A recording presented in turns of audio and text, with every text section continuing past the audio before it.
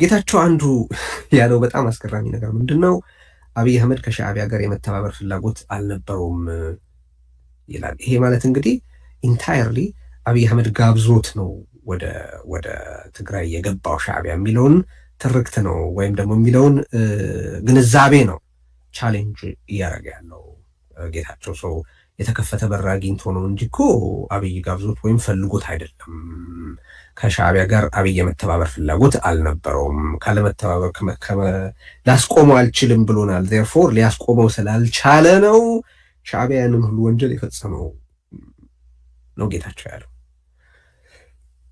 በጌታቸው ረዳ አሁናዊ አቋም መሰረት እንግዲህ አብይ አህመድ ከሻዕቢያ ጋር መተባበር ያልፈለገው በመጀመሪያ ማለት በርከት ያሉ ነጥቦች ማቅረብ እችላለሁ። አብይ አህመድ በአደባባይ ላይ ያሉ ብዙዎቻችን እውነትን ፊት ለፊት ለማየት የምንፈቅድ ሰዎች የምናውቃቸውን በርካታ ነጥቦች መጥቀስ እችላለሁ።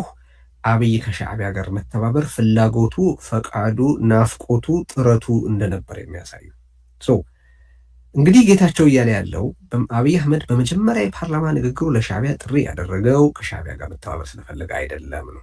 ጌታቸው እያለ ያለው ሁለተኛ እና አንዳርጋቸውን ልኮ እመነኝ እኔ እኮ አጋርህ ነኝ አትጠራጠረኝ ብሎ ግንኙነት የመሰረተው ከሻዕቢያ ጋር መተባበር ስለፈለገ አይደለም ማለት ነው።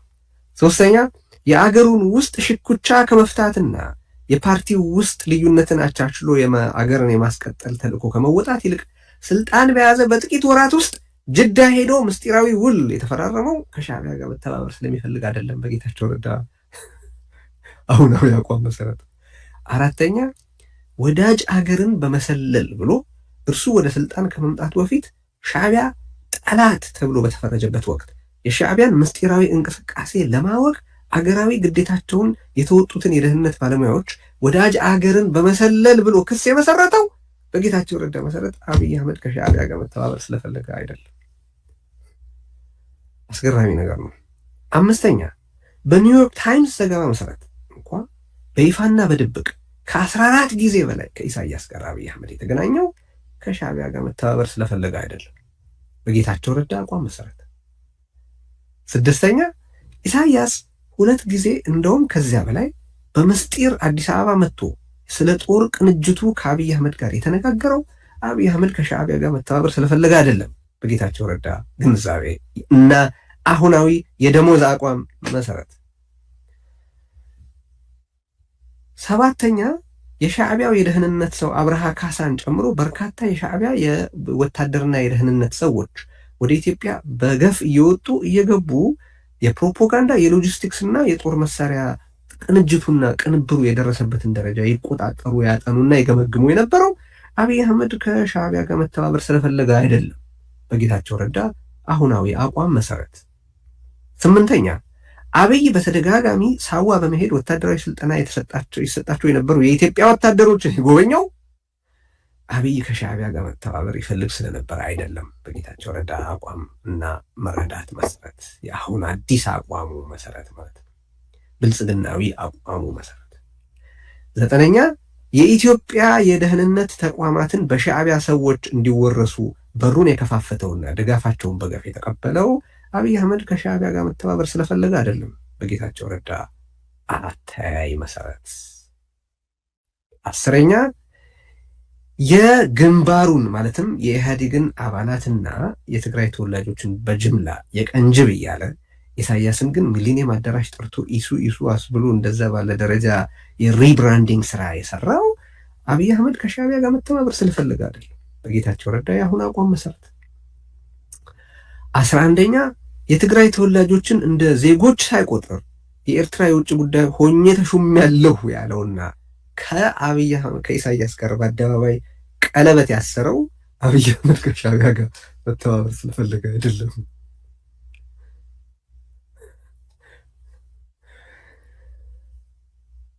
12ኛ የሻዕቢያ በትግራይ ፖለቲካዊ ህዝቦ እናካሄዳለን መግለጫን ያልተቃወመው በአገሬ ጉዳይ ጣልቃ መግባት የለብህም ያላለው እንዲያውም ከሻዕቢያ ጋር መሰል ቃላት ሐረጋትና ትርክት እየተወራረሰ በማናቸውም በትግራዋይ ሁሉ ላይ የጥላቻ ፕሮፓጋንዳ ያካሂድ የነበረው አብይ አህመድ ከሻዕቢያ ጋር መተባበር ስለፈለገ አይደለም። በጌታቸው ረዳ መረዳት መሰረት 13ኛ የኢትዮጵያን አየር ኃይል እና ሌሎች ወታደራዊ ተቋማት ለኢሳያስ ያስጎበኘው አብይ አህመድ ከሻዕቢያ ጋር መተባበር ስለፈለገ አይደለም። በአሁኑ የጌታቸው ረዳ አቋም መሰረት 14ኛ ጦርነቱ ከተጀመረ በኋላ የኢትዮጵያንም የኢትዮጵያን ህዝብንም ሆነ ዓለምን የሻዕቢያን ሰራዊት መግባትንም ሆነ በሻዕቢያ የተፈጸሙ ወንጀሎችን ሁሉ የካደው አብይ አህመድ ከሻዕቢያ ጋር መተባበር ስለፈለገ አይደለም። በአሁኑ የጌታቸው ረዳ አቋም መሰረት 15ኛ አሁን ጌታቸው በሻዕቢያ ብቻ እንደተፈጸመ የሚናገረው ወንጀልን የአብይ አህመድ አገዛዝና ተባባሪዎቹ ትግራይ ላይ ገብተው በሚፈጽሙበት ወቅት ለዚህ ተግባሩ ሻዕቢያን ደጋግሞ በአደባባይ በባለውለታነት ጥላ እንኳ በሚከዳበት ወቅት አብሮን የቆመ በማለት ያሞካሸው በአሁኑ ጌታቸው ረዳ መሰረት በሟቹ ጌታቸው ረዳ መሰረት አብይ አህመድ ሻዕቢያን መተባበር ስለፈለገ አይደለም። 16ኛ የኢትዮጵያን የጦር መሳሪያዎች፣ ተተኳሾች፣ ነዳጅ፣ ቡናን ጨምሮ በቢሊዮኖች የሚቆጠረውን ሀብት አብሮት ስለተሰለፈ እንደ ደም ካሳ አብይ አህመድ ለሻዕቢያ የከፈለው በአሁኑ የጌታቸው ረዳ መረዳት መሰረት አብይ አህመድ ከሻዕቢያ ጋር መተባበር ስለፈለገ አይደለም። 17ኛ የሻዕቢያን ወታደሮች በኢትዮጵያ ፔሮል ውስጥ አካቶ መታወቂያ ሳይቀር ሰጥቶ ደሞዝ ይከፍል የነበረው ቁስለኞቹን በኢትዮጵያ ሆስፒታሎች ውስጥ በመላ የኢትዮጵያ ሆስፒታሎች ውስጥ ያክም የነበረው ከሻዕቢያ ጋር መተባበር ይፈልግ ስለነበረ አይደለም። 18ኛ በአሁኑ ጌታቸው አቋም መሰረት ማለት ነው። በብልጽግናው ጌታቸው በሟቹ ጌታቸው አቋም መሰረት 18ኛ ላይ ነበርኩኝ 17ኛ ልበለው 18ኛ ብቻ የትግራይን ወይም የኢትዮጵያን ግዛት ሻዕቢያ ቆርሶ ወስዶታ ሳለ በአልጀርስ ስምምነት የተፈቀደለትን እንጂ ሌላ አልወስድም ሲል ጉቴሬዝን የዋሸው አብይ አህመድ ከሻዕቢያ ጋር መተባበር ስለፈለገ አይደለም። በአሁኑ የጌታቸው ረዳ አቋም መሰረት 19ኛ ልበለው 19ኛ አድዳዕሮን የመሳሰሉ አድዳዕሮ ላይ ትግራይ ስኮርች ኤርዝ የሆነ ቦምቢንግ ሲካሄድ በየቦታው ይፈጸም የነበረውን ዘግናኝ ግድያ፣ ደፈራ፣ ዘረፋ በአደባባይ ላይ አልተፈጸመም ብሎ የካደው እኔ ነኝ ያንን የአድዳዕሮንና የመሳሰሉትን ጥቃቶች የፈጸሙት ብሎ የሻዕቢያን ወንጀል ሳይቀር ኦን ያደረገው አብይ አህመድ ከሻዕቢያ ጋር መተባበር ስለፈለገ አይደለም። መቀጠል እችላለሁ። 19 ምናምን ምክንያቶች አቅርቤላችኋለሁ። አሁን ማሳያዎች፣ እነዚህ በቃ የተረጋገጡ ነገሮች ናቸው፣ የኔ አስተያየቶች አይደሉም። እነዚህን ሁሉ አብይ አህመድ ያደረገው ከሻዕቢያ ጋር መተባበር ስለፈለገ አይደለም። በሟቹ ጌታቸው ረዳ አቋም መሰረት እውነቱ ይሄ አይደለም። የዛሬ ዝግጅታችን ባለአድራሻ እሱ ስላይደለ አሁን የምንናገረው ስለ ጌታቸው ረዳ አይደለም። እውነቱ ግን ታሪክ እንዲሰንደው እኔ በቻልኩት መጠን እነዚህን 10 ምናምን ማሳያዎች አመጣሁ እንጂ ሌሎች በርካታ ማሳያዎች ማቅረብ ይቻላል። ሻዕቢያን ወደ ኢትዮጵያ ፖለቲካና ውትድርና የጋበዘው አብይ አህመድ ለመሆኑ እና 20ኛ ልጨምር በኋላ የሻዕቢያን መግባት ዓለም አቀፍ ሚዲያዎችና ተቋማት ካረጋገጡ በኋላ አይ ህወሓት ነው ሮኬት ጋብዞ የጠራው ብሎ ለሻዕቢያ የፕሮፓጋንዳ ድጋፍ የሰጠው ከሻዕቢያ ጋር መተባበር ስለፈለገ አይደለም። በአሁኑ በሟቹ የጌታቸው ረዳ አቋም መሰረት የጌታቸው ዝቅጠት በቃላት እንኳ መግለጽ በማይቻልበት ደረጃ ደርሷል። ጌታቸው ረዳ ራሱን ዝቅጠትን ሆኗል ማለት ይቻላል። ግን እነዚህና ሌሎች በርካታ ነገሮች በኢትዮጵያ ታሪክ እጅግ አሳፋሪው፣ ጥቁሩ፣ ቆሻሻው ታሪክ የኢትዮጵያን ማዕከላዊ ስልጣን የያዘ አካል ኢትዮጵያን በቅኝ ገዥነትና በጠላትነት የፈረጀና ለዘመናት ከኢትዮጵያ ለመነጠል ተፋልሞ የራሴን አገር መስርቻለሁ ያለ ጄኖሳይደል የሆነን ቡድን ጄኖሳይድ ፈጽምልኝ፣ ዜጎቼን ድፈርልኝ፣ ትምህርት ቤቶች፣ የጤና ተቋማትን አውድምልኝ ብሎ የጋበዘ አብይ አህመድ አሁን የጌታቸው አለቃ ነው። በ11ኛውም ሰዓት ብልጽግናን ተቀላቀልክ፣ በአንደኛው ሰዓት የዛ ጄኖሳይደል ሬጂም አካልና አባል ከሆንክ የዘር ፍጅት ውስጥ ተጠያቂ ነህ። የጌታቸው ለውጥ ከዘር ፍጅት ተፋላሚነት ወደ ዘር ፍጅት አስፈጻሚነትና አጋርነት መሆኑ ሳይገርም አይቀርም። ግን እንዳልኩት የሚገርመው ይሁን የማይገርመው እንጃ፣ ግን ያኔ ጌታቸው ረዳ የሻዕቢያን ጣልቃ ገብነት በተመለከተ እንዴት ግምገማችሁ በዚህ ልክ በዚህ ደረጃ ተሳሳተ የሚል ጥያቄ ሲቀርብለት እኛ እኮ ጠንቋዮች አይደለንም ነበር ያለው። እንደ እውነቱ ከሆነ ጌታቸው ረዳ ህወሓት እያለ ጠንቋይ፣ ብልጽግና ሆኖ ደግሞ ደንቋይ ሆኗል። ድንቁል አድርጎ የሚቀጥፍ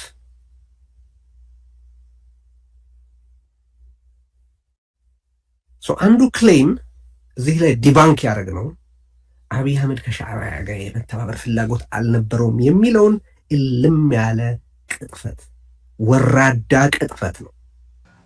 አንዳንዶቻችሁ ብልጽግና ተመልሶ አገግሙ አማራ ክልልን ድጋሚ የሚቆጣጠር የሚመስላችሁ ሰዎች አላችሁ አይደለም?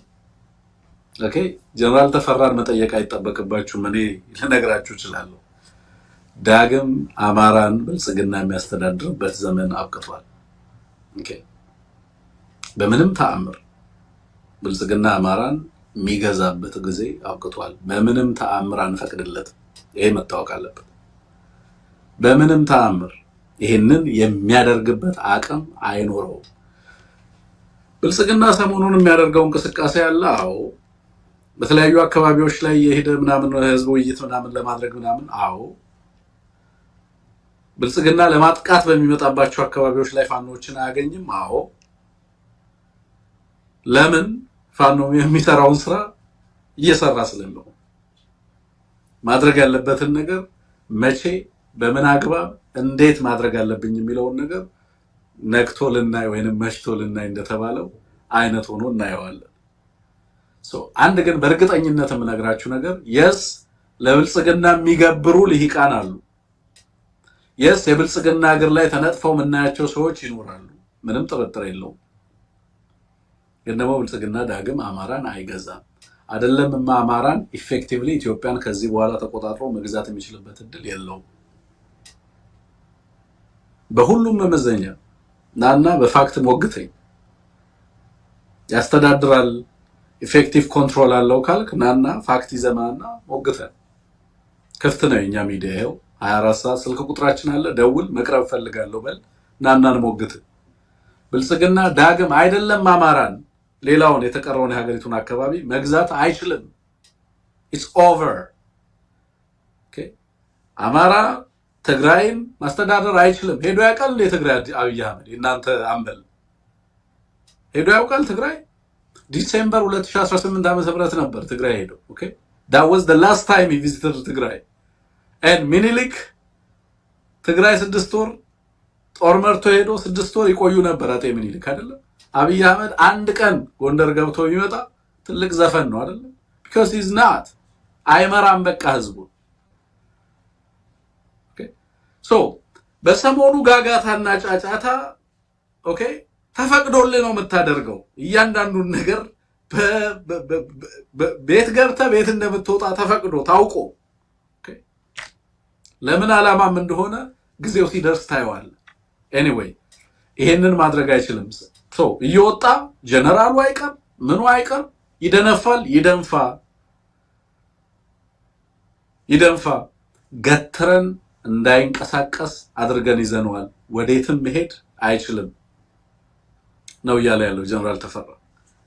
በየትም መንገድ በምንም አይነት በኩል አይመጣም። ይዘነዋል ቀንጥረን። በራስ ዱሜራ በኩል እመጣለሁ፣ በዚህ በቡሬ በኩል ሄዳለሁ ወደ ኤርትራ ምናምን እያለ ሲደነፋ የነበረው አገዛዝ ኦኬ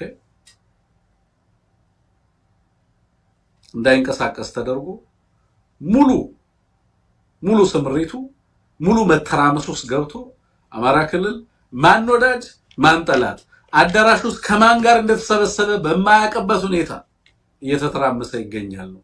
በዚህ ሂደት ውስጥ አይ እነዚህ ሰዎች ያገግመው ሊነሱ ነው ብሎ የሚያስብ ሰው ካለ መንገዱን ጨርቅ ያርግለት። የወጣንበትን ዓላማ በተመለከተ ግን ጀነራል ተፈራ የሚናገራቸው ነገሮች አሉ። ከዛ በፊት ግን በዚህ ረገድ ላይ በእርግጠኝነት የወታደሩን አቅም የፋኖን ቁመና በተመለከተ ከጀነራሉ አፍ ስሙ። ኦኬ ጀነራሉ ለማንም እችን ቅንጣት ታህል ማንንም ለማስደሰት ግዴታ ያለበት ጀነራል አይደለም። ቅንጡ ህይወት መኖር የሚችል ጀነራል ከአማራ ህዝብ ጋርና ለአማራ ህዝብ ወስኖ ህይወቱን ተጠይፎ ከአማራ ህዝብ ጋር ወድቃለሁ ብሎ ስለ ወገኖቹ ስቃይና ስለ አማራ ህዝብ ሲል በዛ ቦታ ላይ የተገኘ ጀነራል። ስለዚህ ማንንም ለማስደሰት ለፕሮፓጋንዳ ሲል አይደለም የሚነግረን፣ በቀጥታ ምን እየተደረገ ምን እየሆነ እንዳለ ስለሚናገር ልንሰማው ይገባል ለማለት ነው። ሁለተኛ ጌታቸውን በተመለከተ ፋኖ ነው ጄኖሳይድ የፈጸመው 24% የለም የሚለው ጥያቄ ተስፋዬ ጥያቄ አንስቶለታል ለጀነራሉ ማለት ነው። ጀነራሉ የሰጠውን ምላሽ እንስማ። አሁን እዚህ ላይ ትንሽ እኮ ማፈር አልተሰማውም። በመሰረቱ የአማራ ፋኖ በትግራይ ውጊያ ከአማራ መሬት አልወጣም። ሁሉም የተሰለፉት በዚህ አካባቢ ከአማራ አሁን የአማራ ክልል ከሚባለው ከጎንደርና ከወሎ አልወጡም። የተዋጉት የህወሓት ኃይል ወደ አማራ መሬት ሲገባ ነው ከፍተኛ ዋጋ የከፈለው ፋኖ እንጂ አንድም ወደ ትግራይ መሬት የተንቀሳቀሰ ፋኖ የለም። ተመልከት እንዴት አድርገው አምጥቶ እንደሚያጣብቀው የሰውዬ በዛን ጊዜ የሌለን አካል ወደዚህ ደረጃ ላይ አምጥቶ ሰቀለው። ስለዚህ ይሄ ነው አንዱ ችግሩ የሆነ ሰውየው ብዙ ቦታ ይረግጣል። ተመልከት በየጊዜው ሰዓት በመጣ ቁጥር ሁሉ እንደነዚህ አይነት ባደረበት እየጮኸ የሚኖር ነው። ተመልከት የት አካባቢ የአማራ ፋኖ ገባ? ትግራይ ላይ የት መሬት ላይ የአማራ ፋኖ ገብቶ ነበር ቢሉት ምን ሊለው? ስለዚህ በፍጹም ያልተደረገ ነገር ነው። ምንም በሌለበት ነው ብድግ አድርጎ አሁን ካለው ወቅታዊ ሁኔታ ካደረባቸው ስጋት ብልጽግና ካደረበት ስጋት ትንሽ የደገፉ መስሎት ነው እንደዛ የሚናገረው እንጂ አንድም ቦታ የአማራ ፋኖ የታገለው በዛን ጊዜ በመሬቱ ነው። ሰሜን ወሎ ላይ የነበረው ፋኖ ሰሜን ወሎ ላይ ነው የታገለው። የጎጃም ፋኖ ወደ ደቡብ ወሎ ሆዶ ነው የታገለው። ጎንደር ያለውም ተመሳሳይ እዛ አካባቢ ነው የታገሉት እንጂ አንድም ፋኖ ትግራይ መሬት ገባ ብሎ ለምልክት መናገር አይችልም። ውሸት ነው ለማለት ነው። ማንኛውም ጥፋት የትም ቦታ ላይ ይፈጸም ኢንቨስቲጌት ተደርጎ የፍትህ ስርዓት አካል ህዝብ ፍትህ ማግኘት አለበት። የትም ቦታ ላይ ይፈጸም በማንም ይፈጸም ይሄ የኔ ኮንቪክሽንም ነው የአማራም ህዝብ ኮንቪክሽን ነው። በአማራ ላይ ተፈጸመው ጥፋት በሌላውም ላይ በማንም በኩል ቢፈጸም ያ ፍትህ እንዲያገኝ የሚታገል ህዝብ ነው። ለፍትህና ለርትዕ ከምንታገልባቸው ትልልቅ ዓላማዎች አንደኛው ፍትህና ርትዕንም ማስፈን ነው አይደለም? ለጠፋው ህዝባችን ሙሉ ለተከፈለው መስዋዕትነት ሁሉ ዛሬ ብቻ አይደለም ባለፉት በርካታ ዓመታት አማራ በማንነቱ ሲከፈል የነበራቸውን ነገሮች ሁሉ በተመለከተ ፍትህና ርትዕን ማረጋገጥ የዚህ ትግል አንደኛው ግብ ነው። በግልጽ መቀመጥ መቻል አለበት።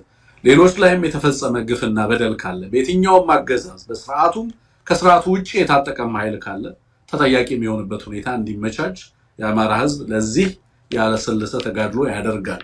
ለራሱም እያደረገ ነው። ፍትህ ሲሰፍን ተናጠላዊ ፍትህ እንዲሰፍን የሚፈልግ ህዝብ አይደለም። ያ ሞራል ከሬጅ ያለው ህዝብ ነው። ሁለተኛ ትግሉን በተመለከተ የአማራው ኃይል የፋኖ ኃይል ዛሬ አኪዩዝ የሚደረገው ኃይል የትና በየትኛው አካባቢ ላይ ነው የተዋጋው፣ የት ገብቶ ነበር የሚለውን ነገር በተመለከተ በግልጽ ጀነራሉ የሚያስቀምጣቸውን ነገሮች የት አካባቢ ላይ ምክንያቱም ጦሩን ሲመራ ሲያዋጋ የነበረ ራሱንና የአማራን ህዝብ እንዲከላከል ጥሪ ተደርጎለት የአማራ ህዝብ ሲወረር ጥሪ ተደርጎለት ህዝቡን ለመከላከል ከፍተኛ ጥረት አድርጓል። ከጤናው ጋር እየታገለና ከጤናው ጋር እያለ ማለት ነው። ግን ደግሞ እንደዚህ አይነት ነገሮችን በተመለከተ በግልጽ ያለምንም ፖለቲካዊ ውስልትና ማለት ነው በግልጽ ፋኖ የት ጋር ነው የተዋጋው የሚለውን ነገር ለጌታቸው የሰጠውን ምላሽ ነው ያቀረበው። ሌላው ፕሪቶሪያን በተመለከተ በፕሪቶሪያ ተቆጥታችሁ ነው የተዋጋችሁት የሚለውን ተራ ወይ አማራ ኃይል በፕሪቶሪያ አኩርፎ ነው ወደ ውጊያ የገባው የሚለውን ነገር አንደኛ ጦርነቱ አማራ ላይ ታወጀ እንጂ አማራ ያወጀው ጦርነት አይደለም። እሱን በደንብ እኛም ዲበንክ አድርገናል። ግን ጀነራሉ የሚለውን እንስማ፣ እሱ የሚናገረውን እንስማ። ለምንድን ነው የአማራ ህዝብ የሚታገለው የሚለው ትንሽ ከእሱ አንደበት እንስማ። ፋኖ ትግል አይተሃል፣ ቀደም ብሎ ነው የጀመረው። አሁን በሚሉት አይደለም ወደዚህ ውጊያ የገባው። ጥያቄያችንም እኛ የዚህ አይነት የፕሪቶሪያ ስምምነት አይደለም። ያ ስምምነት ምንም የሚፈይደው የለም። ለህወሓት ትንፋሽ ለመውሰድ ያመቻል። በተለያየ ውጊያ ውስጥ ስለነበረ ትንፋሽ ለመውሰድ ነው። ዘላቂ መፍትሄ የሚያመጣ አይደለም። ለማንም ዘላቂ መፍትሄ ያን ነገር አያመጣም። ስለዚህ የአማራ ፋኖ የአማራ ትግል የአማራ ህዝብ ብሶት የወለደው ነው። ለዘመናት በአማራ ህዝብ ሲፈጸም የነበረ መገለል፣ ሲፈጸም የነበረ ደባ ይሄ የወለደው ነው እንጂ አሁን እነሱ የሚሉት አሁን ባለው መነሳሳት አይደለም። ይሄ ሂዶ አሁን በከፍተኛ ደረጃ ጣራ ላይ ሲደርስ የሚናገሩት እንጂ እንደተባለው የእነሱ ምኞት ከዚህ ጋር ሊያያይዙት የሚወቅት ከዛ በፊት የነበረ ነው። መንግስትና የኤርትራ መንግስት ወዳጅ በነበሩበት ጊዜ የአማራ ፋኖ ትግል ነበረ። ብልጽግና ህወሓቶችን በጋራ ሁነን ፋኖን እንምታው ያላቸው ስለነበረ ነው።